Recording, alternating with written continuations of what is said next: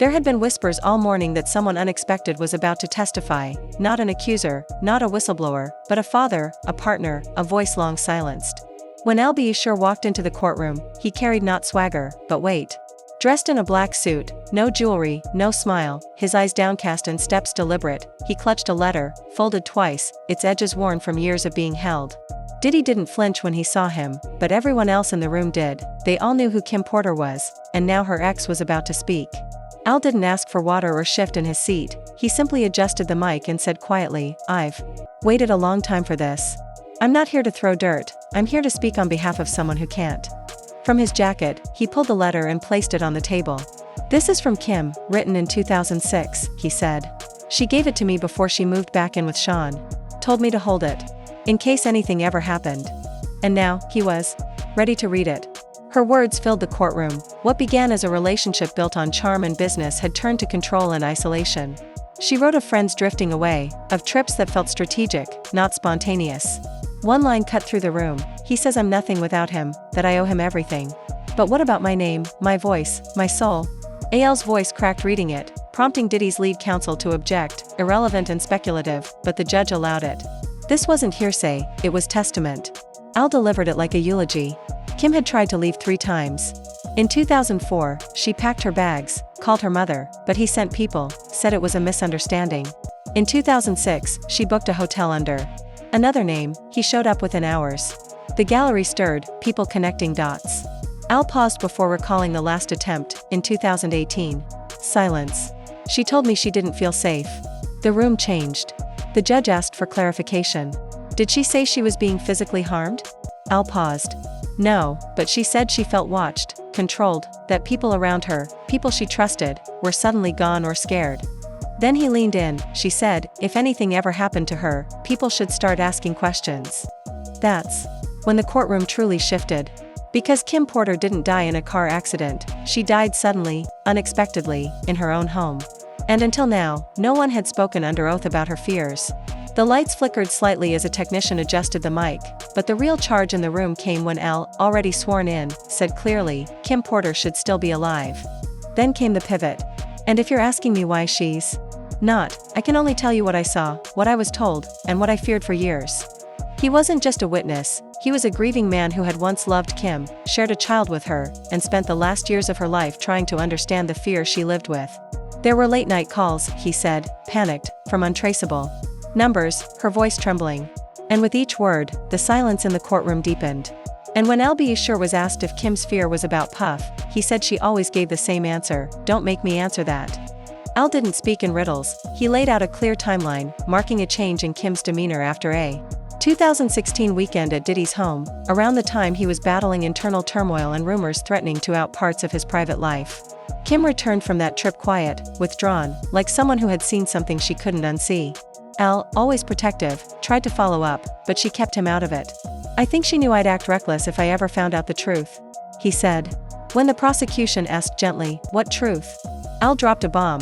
Kim had told him about a storage unit in LA, a place where she kept things, photos, contracts, recordings. She said if anything ever happened to her, I should find it. But when he tried, it was too late. "It was cleared out 3 days after she died," he said, and the courtroom froze. He had used a name from a notarized document Kim left. But by the time he arrived, the unit was stripped, surveillance wiped, keycard access erased. He received a warning call from a mutual friend, still unnamed, telling him not to dig further. "I was already being watched," the friend warned. "Let sleeping dogs lie." Al didn't. He couldn't. Not with Quincy, his son with Kim, asking questions. It was the first time Quincy Brown's name was mentioned, and the gallery reacted. Visibly calm but cutting, Al walked the jury through the final days of Kim's life, texts that abruptly stopped, voicemails unanswered, and a final call 2 days before her death that felt like a goodbye. Then came the detail that shook the room. Kim said she had to meet Puff's team to finalize paperwork related to the estate, rights, property, legacy. The meeting, as far as anyone knew, never happened. But 48 hours later, she was dead. Al didn't accuse anyone of murder, he made that clear. But what he did say landed heavily: people are too scared to call things by their name. "I'm not." I think Kim was silenced, maybe not by a hand, but by a system that didn't want her speaking. He told the court how Kim had tried to start a production label, had spoken of writing a book, but Puff discouraged it, told her the timing wasn't right, said it would dredge up things better left alone. Looking directly at the prosecution, Al declared those things were real. She lived them. And she was ready to tell her story. Now she never will. The room stayed still as Al took a breath. After Kim died, I wasn't the only one asking questions, he said. Her friends grew fearful. Her family grew quiet. And every time someone spoke up, they got shut down, fast. Then Al turned toward the gallery, addressing no one and everyone. You know how this industry works. You don't have to be told to stay silent. You just feel it. Then Albie sure looked back at the jury and said, but Quincy, he never stopped asking, and that's when he revealed something most didn't know. He had tried, quietly, to get Kim Porter's autopsy reopened. Filing under a different name and going through back channels, he ran into roadblock after roadblock. Someone, he said, kept blocking the paperwork. When the prosecution asked if he was alleging interference in a legal inquiry, Al didn't flinch. I'm saying Puff had reach, and he used it. He described how Kim's initial toxicology report showed nothing, no drugs, no alcohol, just pneumonia, but it didn't add up. Kim had been healthy, fit, with a clean bill of health just 10 days earlier. Then Al added something chilling. There was a second draft of that report, one he saw only once, shown to him by a friend in the coroner's office. That version listed trace amounts of a sedative, something not usually tested for unless you're specifically looking. The courtroom leaned in. That friend also told him the lab that handled Kim's samples later reported her blood work was lost, labeled contaminated, and discarded. Gone. Just like that, Al said, shaking his head. This ain't conspiracy. This is pattern. He pointed to the jury, and I've seen that pattern before. When people get close to speaking out, something always happens. And I think Kim got close. When the prosecution asked, Mr. Brown, why come forward now? Al looked at the judge, then the jury, and finally the empty seat where Kim would have sat. Because silence didn't protect her. And it won't protect the rest of us either. The prosecutor circled back to a name that kept surfacing, Quincy, Kim's son. The boy Diddy adopted. The boy Al had fathered. And it was Al's relationship with Quincy that cracked open the next layer. He told the court they kept Quincy in the dark when Kim died. That boy had questions. Still does. He spoke of private messages, Quincy reaching out, saying things didn't line up, that the timeline felt off, that the grief felt manufactured, because there was nowhere for it to go. Then Al handed the judge a printout of an Instagram draft, one Quincy wrote but never posted. It began, Dear Mom, I don't believe you just died. The post described a 2 a.m. phone call from a number Quincy didn't recognize. A cold voice simply said, she's gone. No emotion, no explanation, no family presence. Quincy later asked Al, do you think they were trying to scare me? The gallery stirred. It wasn't just grief anymore, it was fear. When asked if Quincy ever suspected foul play, Al answered without hesitation, yes, he did. And I do too. Then Al paused and asked the judge for a moment. His hands were shaking. What he said next froze the room. There was a letter. One Kim wrote. It wasn't found in her purse or her bedroom, Al explained. It was emailed to her attorney. Dated just 10 days before her death. He hadn't seen it until months later. But once I did, I couldn't sleep. He looked at the prosecutor and nodded. It's time. The judge granted a short recess to authenticate the document, which was then ruled admissible in redacted form. It began, if anything happens to me, make sure Quincy knows I loved him, and that I was trying to leave. She wrote about being followed, about a shadow presence in her home. She didn't name Diddy directly, but she said, I know who I'm dealing with. And they don't let go easy. The gallery went silent, the air sucked from the room. Al sat down, eyes rimmed red. I failed her, he whispered. I should have done more. The prosecution asked one final question. What do you believe happened to Kim Porter? Al looked up, his voice steady. I believe she was silenced. I believe it was strategic. And I believe the people behind it are in this room watching. Diddy didn't look at him. He stared straight ahead, stone still, waiting for it all to pass, but this time, it wasn't going to. Al took a sip of water, his eyes still on the floor. For a second, it looked like he might stop there. But then he looked up, calm, steady, and said, there was another time. A few years before Kim passed. She called me from a blocked number. The courtroom tensed. She was whispering.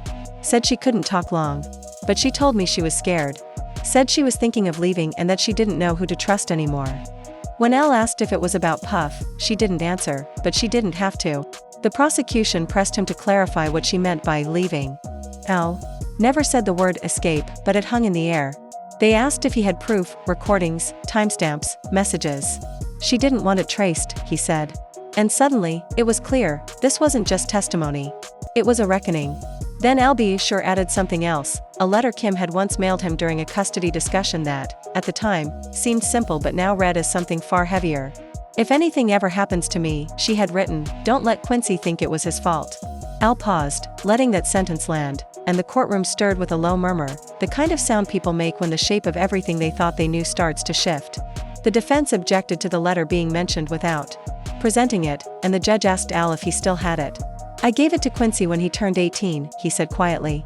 I didn't think I'd ever have to explain it like this. When asked if Quincy had read it, Al said the boy never wanted to talk about it, he folded it up and tucked it away. The prosecution asked if he believed Kim had been preparing for something, trying to leave behind some kind of message. Al didn't speak, he just nodded, quiet but sure. Then came the subject of the hospital. Kim hated hospitals, Al said, leaning forward. Would only go if it was serious. That's why he was shocked when she checked in for flu symptoms, and even more stunned when she was gone 2 days later. The prosecution referenced the official coroner's report, lobar pneumonia. But Al pushed back, gently but firmly. She told me she was getting better. Said the worst had passed. She was planning a trip. Then, suddenly, she was gone. He didn't accuse anyone outright, he didn't have to. When asked directly if he was suggesting foul play, Al answered. Like a man who'd been sitting with this pain for too long, I'm saying she was trying to build a way out. And every time she tried, something pulled her back in. That's not pneumonia. That's pressure. The judge reminded the court these were personal recollections, not confirmed evidence, but the room had already shifted. The facts might be soft, but the weight of Al's words was hard to ignore. The prosecution circled back. Mr. Brown, when did you last speak to Kim directly? A week before she passed, he answered without hesitation. She said she was tired, not sick, just tired. Said she'd been waking up feeling watched, like something wasn't right in the house. Asked if she mentioned anyone specifically, Al hesitated. She didn't name him, he said.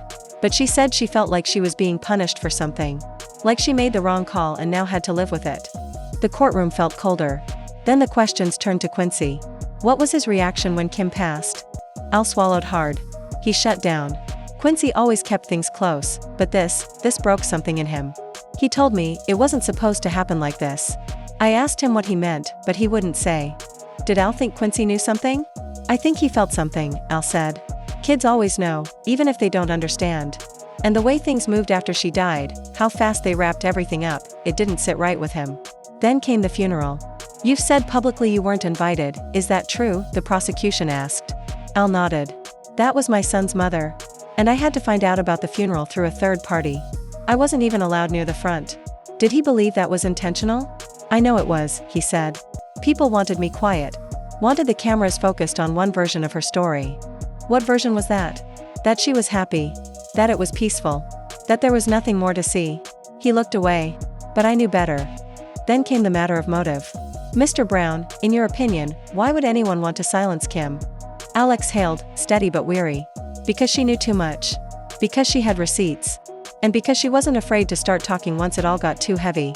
He looked toward the gallery, speaking to no one in particular. She once told me, it's not about what they did to me. It's what they think they can keep doing. The quote landed like a quiet bomb. No objections.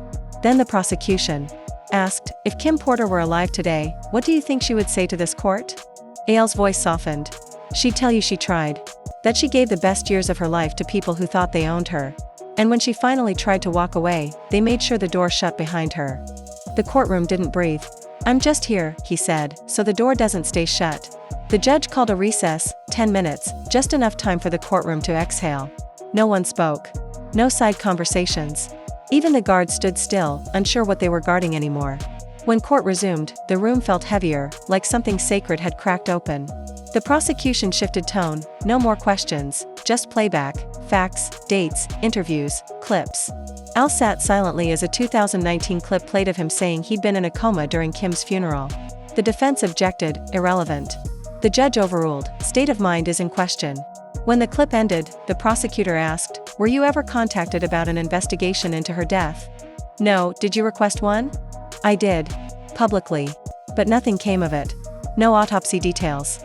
No follow-up. Just a statement and a sealed report. Who wanted it closed?